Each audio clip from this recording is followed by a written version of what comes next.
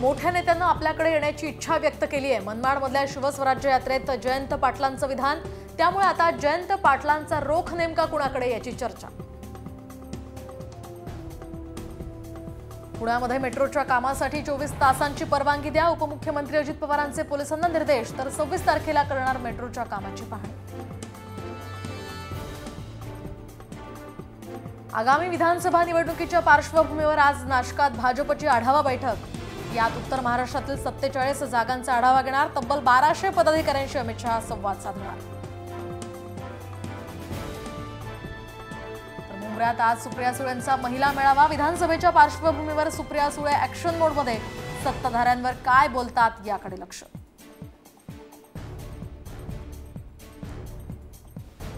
दैवत म्हणणाऱ्यांनी दैवताचा अपमान वारंवार केलाय। 15 वर्षात अजित पवारांची भूमिका पवारांविरोधातच। अजित पवारांना जितेंद्र आव्हाड यांचं प्रत्युत्तर। नायगावच्या जागेवरून महाविकास आघाडीमध्ये वाद। नायगावच्या जागेवर राष्ट्रवादी शरद पवार गटाचा दावा। नायगावसाठी काँग्रेस आणि शरद पवार पक्षामध्ये रस्सीखेच सुरू। बच्चू कडू विधानसभा निवडणुकीमध्ये महाशक्ती म्हणून सामोरं जाणार, तर 288 जागांवर निवडणूक लढवणार। लवकरच होणार जागा वाटप, बच्चू कडूंची माहिती। सत्ताधाऱ्यांनी मराठा आरक्षणाचा निर्णय घ्यावा, आम्ही पाठिंबा द्यायला तयार आहोत। जयंत पाटलांचं जरांगेंच्या उपोषणावर महत्त्वाचं विधान। धनगर आरक्षणावरून आदिवासी समाज आक्रमक, शिंदेंविरोधात अपशब्द, तर आदिवासी क्षेत्रातनं महायुतीला हद्दपार करा, आदिवासी बांधवांना आवाहन।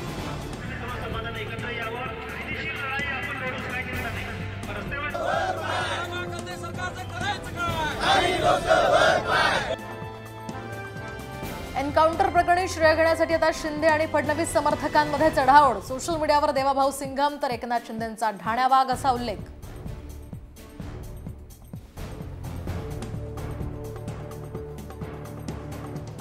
अत्याचार करणाऱ्याला फाशी द्या म्हणणारे विरोधक आरोपीची बाजू घेतात। मढ्याच्या टाळूवरचं लोणी खाण्याचा हा प्रयत्न, मुख्यमंत्र्यांची विरोधकांवर टीका।